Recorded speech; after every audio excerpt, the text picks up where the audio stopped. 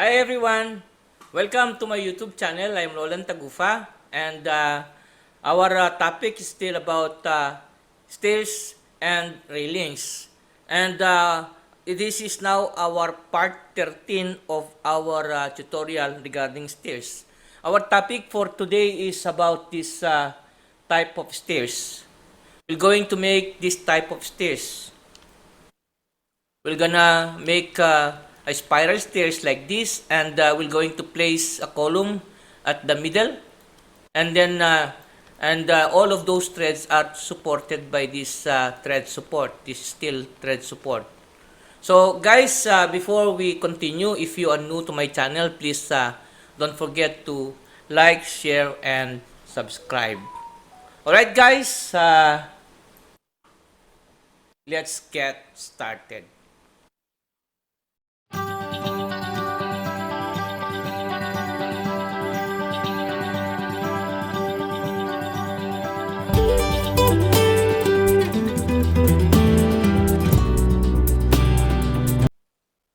Now guys, my Revit is open, and next that I'm going to do is I will open a new project. So we're gonna open a new project, metric architecture template, and then okay. Now guys, next that we will do is we're gonna set our unit UN, and I want to set our unit in centimeters. So unit, centimeters, and then 2 decimal places, and then okay, and then okay. Next that we'll do, guys, is we'll go straight, guys. We're gonna make a stair. So make a stairs, and then I'm going to select this full step spiral. So I will select this full step spiral, and then I'm going to change this location line, run. I will place it left. Now, next that we will do is we're gonna accept this 100 centimeter, and we're gonna go up to level 4, and our number of steps is 22. So we're gonna accept all of this default, and then now we're gonna draw our stairs. So I will draw, and I'm going to see to it that our radius is around 5 centimeter. Guys, well, before we do that, so I'll just cancel it because I forgot something. I need to, because if I'm not going to close this support, this one will be an error. I will close the support, and then again, there is no support here. And then again, we're gonna set our run type, and I'm going to set a material, and I'll select this lumber, softwood lumber, and then okay, and then we don't have this riser, so I will unselect that, and then that's all for this now for this, and then apply, and then okay. Now next, we're gonna select this full step spiral. I'll select this, and we're gonna place it at the center. Our run is now in left.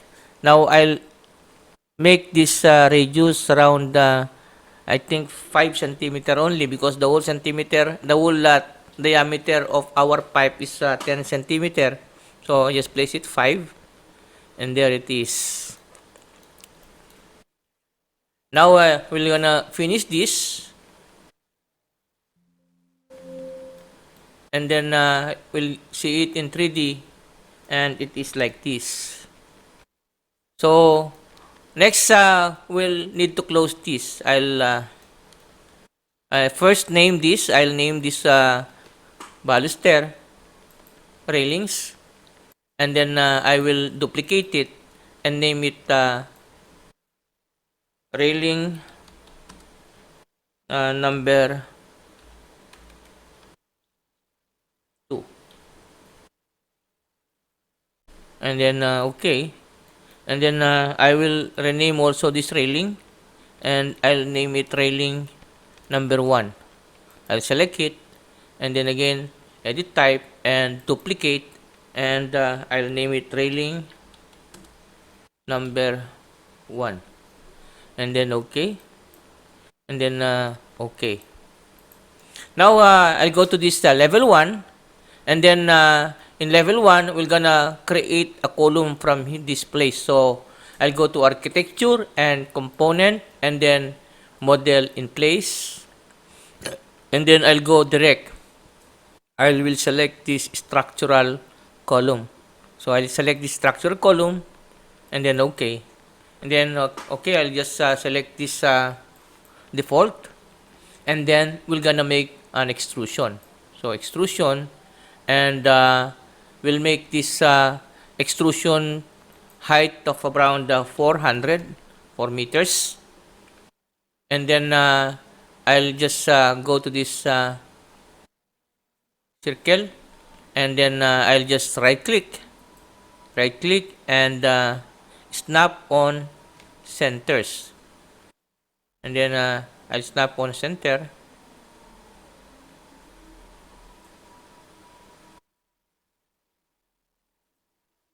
and then let's finish this.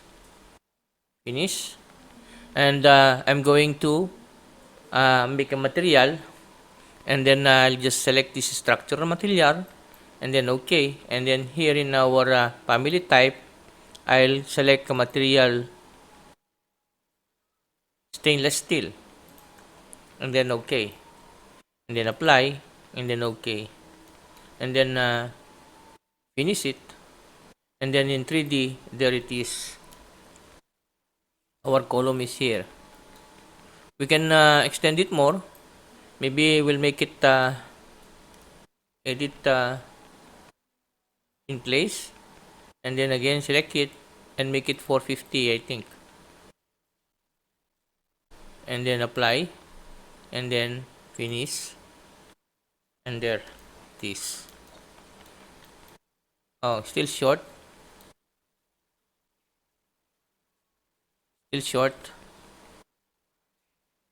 will I make it more,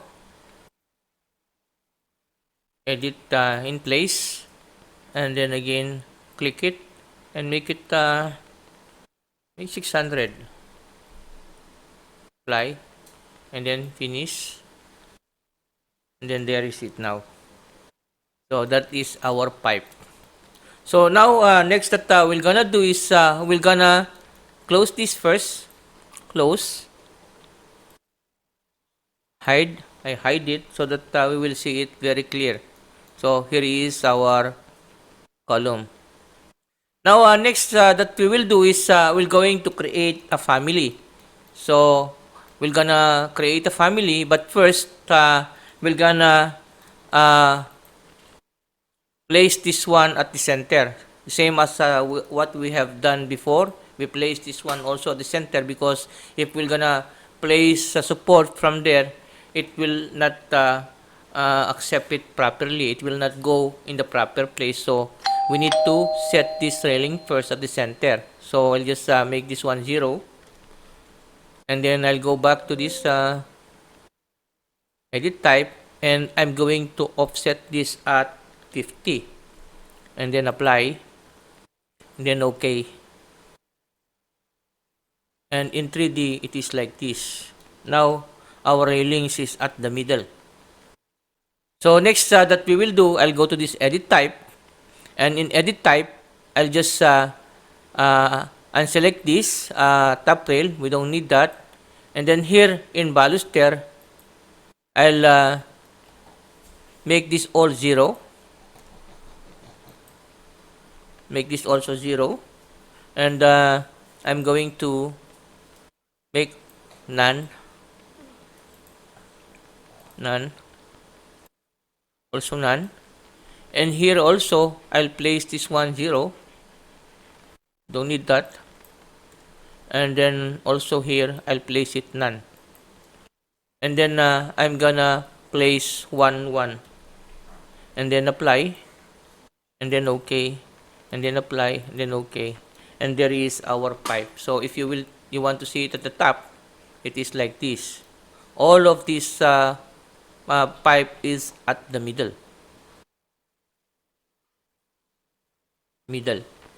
So now in 3D, we'll go back, and it is like this.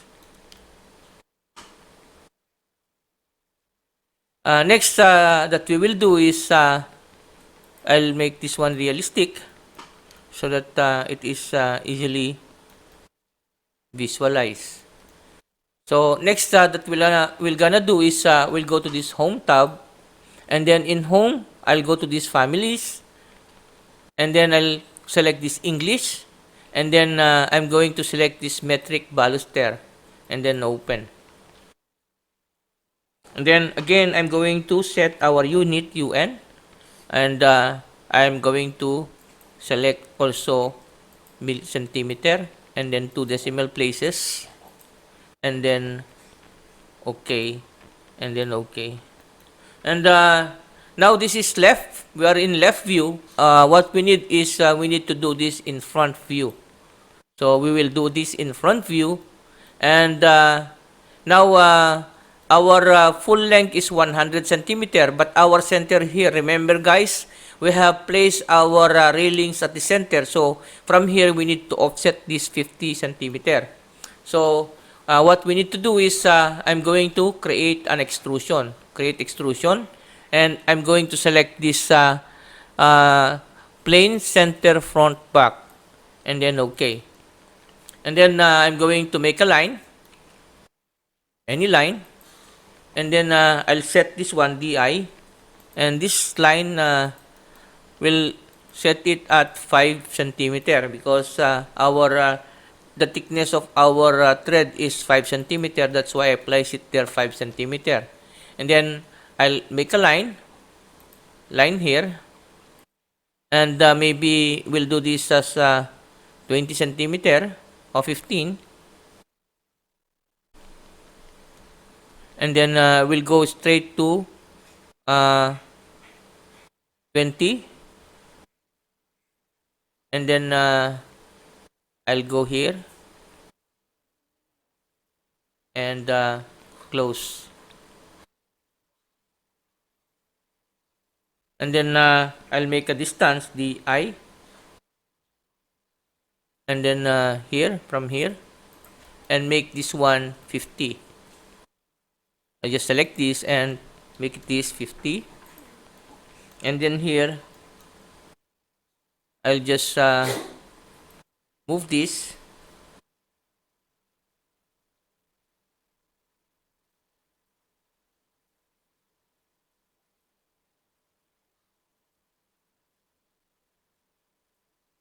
and make this one 20, and then this one is still 15, goes up, and then here I'll just place it there, and let's check this 40, make it stay exactly 40, and then let's check this also, make it exactly tab, make it 5, okay,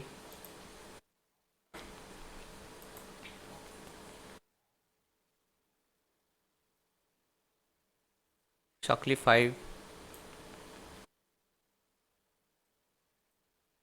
and then I'll make the extrusion, I'll make it 1 centimeter and negative 1 centimeter, and then apply, then I think everything is okay, and then let's finish this extrusion, and then I'll go to this reference level, and there is our thread support. So in left it is like this, and this is down 5 centimeter from the top of this is the top of our thread, and here is the bottom of the thread, so 5 centimeter. And then next I'm going to I'm going to save this, and I'll name it thread support, revise, rev, and then option, make it 1, and then okay, and then save. And then next that we're gonna do is we're going to load this into project, and then now it is loaded. And then next that we will do, I'll just select this baluster, and here I'll go to this edit type, and then in edit type I'm going to select that thread support rev, and then apply, and then okay, and then apply, then okay, and there it is. There is our support, guys. And then again we're gonna open the railings. Since this is all thread, I'll just select this, and then again I'm going to edit this, and here I'll place this one 0 0, and then I'll make it none, none, none, and then place this one never, and then also here make it 0, and then make this one none, and I'll make this one 2 2, and make this one circular, and then apply, then okay, then apply, then okay, and there is our finished product. Now guys, next that I will do is we're gonna place a nosing of nosing on these stairs. I just click these stairs, click it, and then I'll go to this stairs, and then run type, and then I'll go to this thread profile default, and I'll place this one 5 centimeter, and in this nosing profile I'll select 40 mm, and then apply, and then I'll select front and left and right, and then apply, and then okay, and then apply, and then okay. Now here is our finished product, guys. Here is the finished product, and that's it for today, guys. I'll see you again on my next video. Alright, guys, Allah Hafiz, till we meet again, and Bye bye.